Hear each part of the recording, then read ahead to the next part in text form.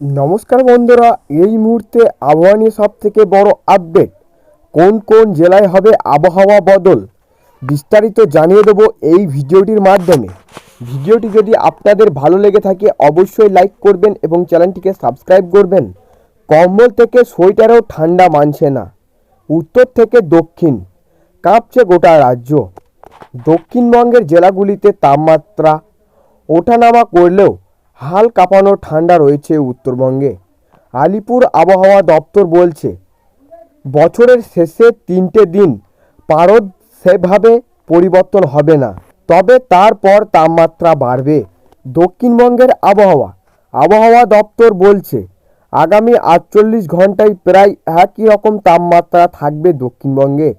এরপর 1 জানুয়ারি থেকে পারদ চলবে। নতুন বছরের শুরু থেকে পশ্চিমা ঝঞ্ঝার প্রভাবে ফের উত্তরমুখী হবে দক্ষিণবঙ্গের তাপমাত্রা, তবে বড়সড় পরিবর্তনের সম্ভাবনা নেই।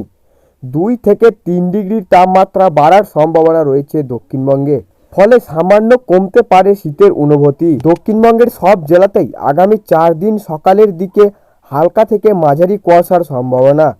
দৃশ্যমানতা 999 থেকে 200 মিটার পর্যন্ত থাকবে।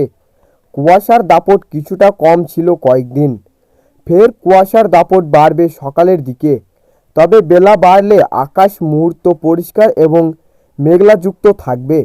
আগামী 7 দিন আবহাওয়া শুষ্ক থাকবে, বৃষ্টির সম্ভাবনা নেই চলিত বছরের শেষ কয়েকটা দিন। পশ্চিমের জেলাগুলির সর্বনিম্ন তাপমাত্রা 9 থেকে 12 ডিগ্রি সেলসিয়াসের মধ্যে থাকবে। উপকূলের জেলাগুলিতে সর্বনিম্ন তাপমাত্রা 13 থেকে 16 ডিগ্রির মধ্যে থাকবে। খুব একটা পরিবর্তনের নেই সম্ভাবনা। এক নজরের উত্তরবঙ্গের আবহাওয়া। উত্তরবঙ্গের জেলাগুলিতে আপাতত তাপমাত্রার পরিবর্তন তেমন কোনো সম্ভাবনা নেই। 1 জানুয়ারি থেকে 2 জানুয়ারির মধ্যে দার্জিলিং সহ সংলগ্ন এলাকাগুলিতে বরফ পড়ার সম্ভাবনা রয়েছে। বৃষ্টির পূর্বাভাস আলিপুরদুয়ারের। দার্জিলিং ও উত্তর দিনাজপুর কোচবিহারের ঘন কুয়াশার সতর্কতা জারি করেছে। দৃশ্যমানতা 50 মিটারের কাছাকাছি নেমে আসছে। কোচবিহারের কিছু অংশে কুয়াশার দৃশ্যমানতা প্রায় শূন্য নেমে এসেছে। এই ছিল আজকের আবহাওয়া খবর। ভালো লাগলে লাইক করবেন এবং চ্যানেলটিকে সাবস্ক্রাইব করে পাশের বেল আইকনটি টিপে প্রেস করে আমাদের সঙ্গে থাকবেন।